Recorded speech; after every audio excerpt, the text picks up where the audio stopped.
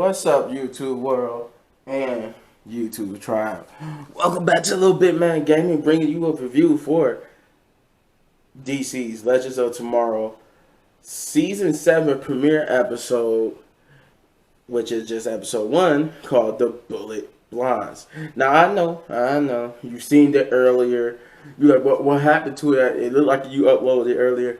That video had a little bit... I had to redo the video because I had a little bit something wrong with it, so stick with me. I'm sorry, but stick with me. Alright.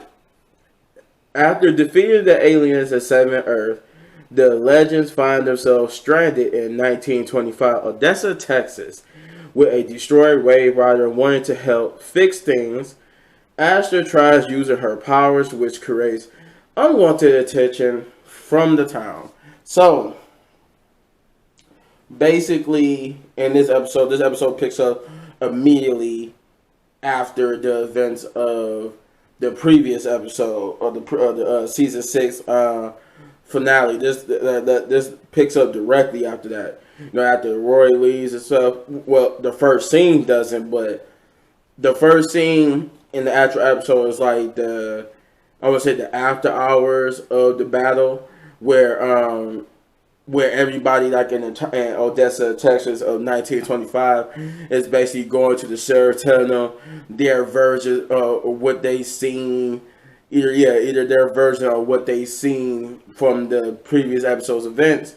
Like, you had a person telling them like they saw like the little lizard people, and you had another person saying they saw the stuff shooting from the sky, and you had I think the little girl's the one who said she seen like the glowing lights, which was, if you remember, which was the with them bringing back the fountain of Imperium, and using it to send Spooner's present or past younger self into the future, because if you remember, Spooner wanted to stop that, but they told her that because it was part of the timeline, they can't change the timeline, because if they stop her from going to the future, she'll never meet the Legends, which means that probably most likely that they adventures that they just had probably wouldn't happen, because it was all meant to lead to this moment.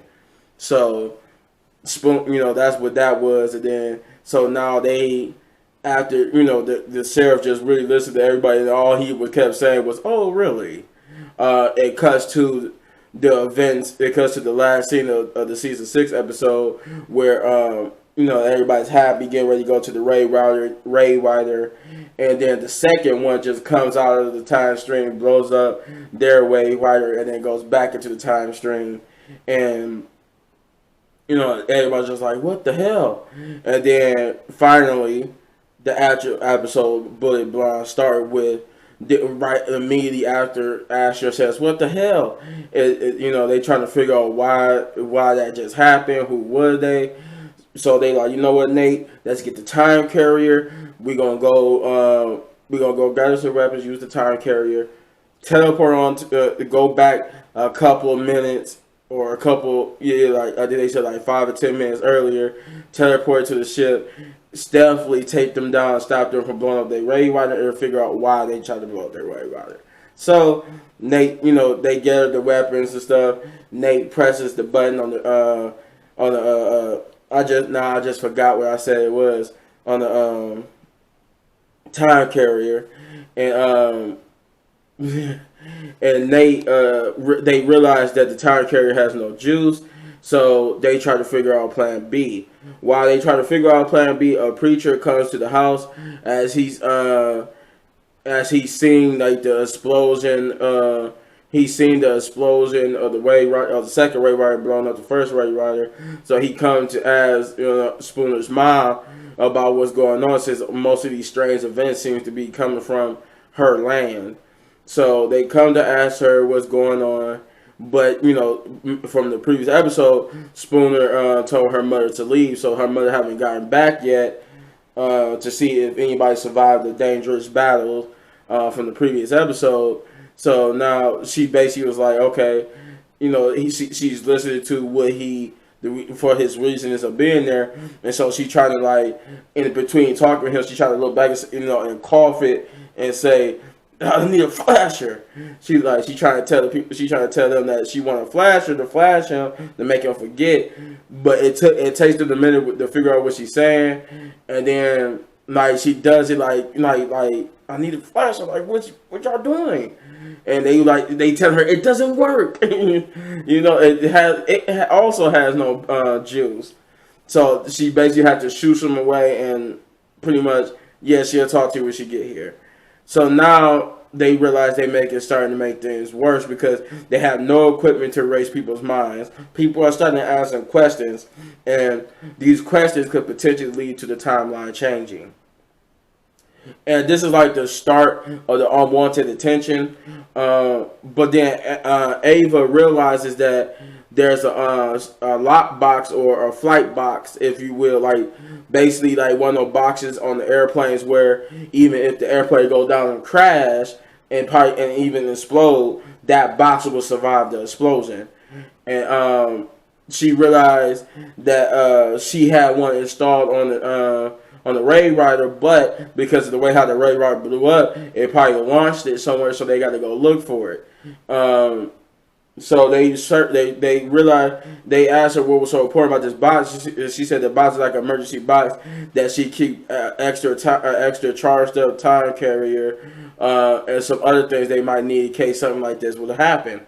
So the hunt is on.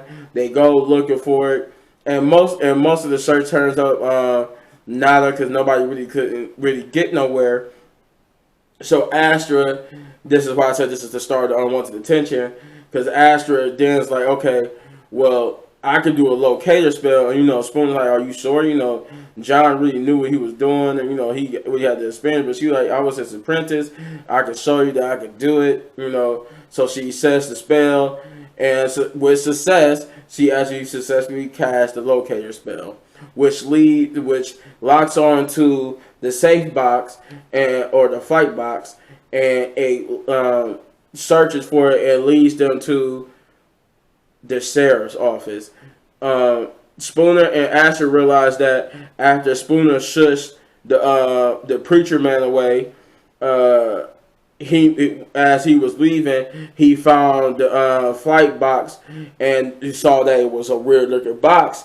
He brought it to the sheriff's office and to also tell him that it seemed like the center of these weird events that he's getting reported on is coming from Spooner's mother's land, because that's where he found the box at. So he said the sheriff's like, it's probably a perfectly good explanation to it. We'll let her explain it when she gets back. I think Astor wanted to go in there and take it, but Spooner wanted to go take it, but they realized since it was the sheriff, they had to come up with a plan. So their plan was to, while they were trying to figure out what different things to do, Ava once again realized there's another procedure the Time Bureau put in place in case of stuff like this. She realized that it's like a code dash something, and she basically explained that the code is that everybody would believe whatever you would say, and even what you would say about the events that occurred, if you just formulated that it was a part of a circus. And they were like, Nate and Betty, right? They thought she was talking about like putting on like a full circus. So they started asking like, what type of circus is going to be? A full carny, freak show, blah, blah. They asked all these different, full shirt. They was like, what we doing? And she was like, Ava like, no, you don't understand it. We don't have to put on a circus. We just got to dress like circus people and convince the town people that what they saw was a circus, and that instead of doing all that just to convince them, we just gotta pretend like we just gotta look like circus people and get them to believe our story. Because most likely, they would believe that as long as you tell them it's a part of a circus. So they get to making the costumes since the Raid Rider is broke. They get to making the costumes, and Sarah sends Ava and Nate to the sheriff's office because she tells Nate, you got one special superpower in this time for this event, for this special occasion. I mean, and she was like, and he was like, yeah, you want me to turn the steel and go bust some skulls, right? She's like, no. Your other special skill, your other superpower is that you're a white man in 1925, which means she basically trying to say that you probably gonna get people to respond to you quickly and believe you quickly because one, they didn't respect women back then to him being a white man, so they played off of that, and so Nate decides that he's going to pretend to be J. Edgar Hoover because he was alive. He was still alive in that timeline. I mean, in that time period, and that he was a famous police detective, and he figured that was his best cover to get the fight box. Zari has a little existential crisis as she doesn't know how to process John Constantine's death. So she basically she was talking about like reinventing herself and that she was going to give herself a makeover. But Bayred told her maybe you just need to take time and take it slow and actually really just process what happened. But she said, this is me. This is how I always process. And that would continue on to the episode as well. So as things progress, Astra gets the urge to try to fix the Raid Rider herself because she knows the spell. She knows the spell that will fix the Raid Rider in his condition, and it's a resurrection spell. And as Spooner told her, addresses the issues with that was the spell is meant to resurrect people, and on top of that, Constantine was an excellent spellcaster and knew his spells, and he had the training. Astra still don't got all the training, as Spooner alluded to, but she informed Spooner that the spell could work even on inanimate objects. It could still fix it, and she said though she don't have the training and necessary training of controlling such a powerful spell, she believes she could still do it because she's the apprentice of John Constantine. See what I'm going here? It seems like she's trying to prove something, right? So she tries to use the spell. The spell ends up working successfully to a certain degree. But you can see that she's like almost halfway. She's like close to the halfway point of having the Raid Rider back in full, looking capacity. But she's starting to get a little weak. At the same time, Nate and Ava they arrived to sweet talk the sheriff out of it by pretending to be J. Edgar Hoover. He like, well, you certainly don't look like your picture. He said that's because of the hair products, and they pretty much convinced him to somewhat. Like he had his suspicion, but he was convinced enough to give them the box. But the problem was the real J. Edgar Hoover showed up sometime after they left, and he began to interrogate him about the people. He heard that it was people being imposters, impersonating him. And he tells the Sarah, this might be the work of a local gang I've been chasing. But though, getting back to Astra tries to fix the ship. Right when she tries to fix the ship, right when the ship is like getting to the halfway point, I should say, Astra begins to get too weak to keep the spell going. Her nose bleeding, and she tells Spoon not to worry about it. She can handle it, and she goes on for like another minute or two before succumbing to the energy loss that it takes to use that spell and pass out. And I think she almost was like she was basically like dying, but Spooner and her mom nursed her back to health. When she let go of the spell, because the Raid Rider wasn't complete, it just redid the explosion just a little bit to recreate the explosion that would eventually blow up the Raid Rider and send the pieces that it was put back together back to the ground. I'm trying to see what else happened. J. Edgar Hoover saw this, so this started him onto the path. He figured that was where the gang was. It was starting, tension was starting to mount because people kept coming around asking questions, and and Spooner is concerned. She doesn't, and she knows it doesn't bode well for her mother if they don't get this unwanted attention away from her house. So they also look inside the box and realize that the box doesn't contain the stuff they need. They found a note from Roy saying that he's the one who took the time. That's the time emergency time carrier. Everybody else took like stuff from there too, and Bayrat had his special gummies in the box. So now the plan becomes they got to since they got in themselves into trouble, they got to lure the authorities and the prying eyes away from the farm before it causes too much of a ruckus to where something could happen to Spooner's mom. So within reason, they devised a plan to trick Hoover to think they are the gang that he was looking for, and get him to come follow them.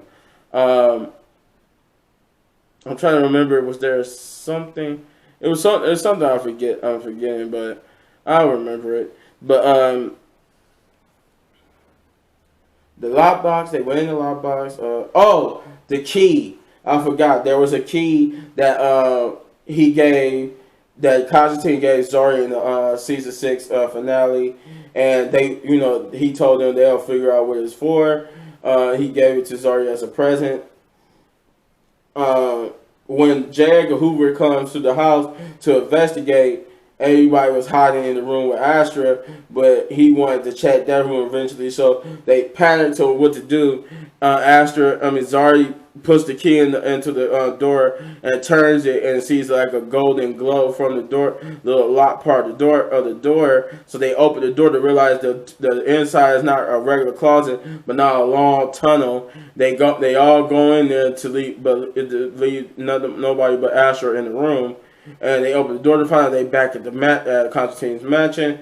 But Gary informs them that this is not them going back in time. This is a pocket dimension in which John created like a little safe haven where he could go. He could still be in his house, but his house will not be is not the real house in the physical plane. It's a house in this pocket dimension, which Gary is just, Constantine didn't mention that it was in hell, and Gary just not community, like he basically just got to the point where he said, it's kind of like you don't want to go out of any door. Only door we want to go out of is the door we came in. Like any other door would lead you to hell itself. So, Zari contemplates on why Constantine left her this, but Gary tells her this because I think it was Gary. Bayrad told her, piggybacking off of what Gary said, that this was a safe haven that John continued to use to come get his thoughts together and get himself back on the right track. So he said maybe this was his gift to you to try to slow it down and settle and not care about what people think of you and do and all that type of stuff. So Zari realized maybe he was right about this. So when everybody formulates a plan and wants to go back to the actual plane, Zari is like, I want to stay here for a minute. I'm trying to see, blah, blah, blah, blah, blah.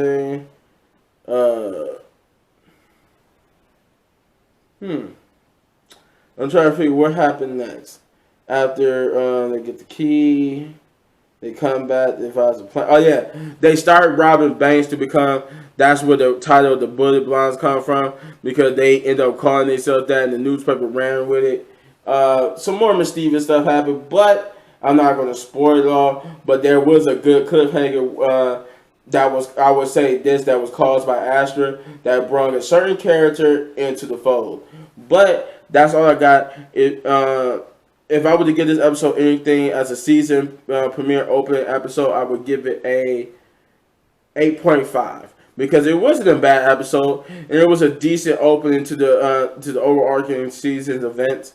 It's cool. It was cool to see where this lands when Armageddon comes around, and if you know what Armageddon is, that's the first 5 episodes of Flash season 8, which is going to be a crossover episode with other TV shows, Legends, Black Lightning. They're going to bring back Mia Smoke to play Oliver Queen's daughter, or the Green Arrow. They're going to bring back a whole bunch of people.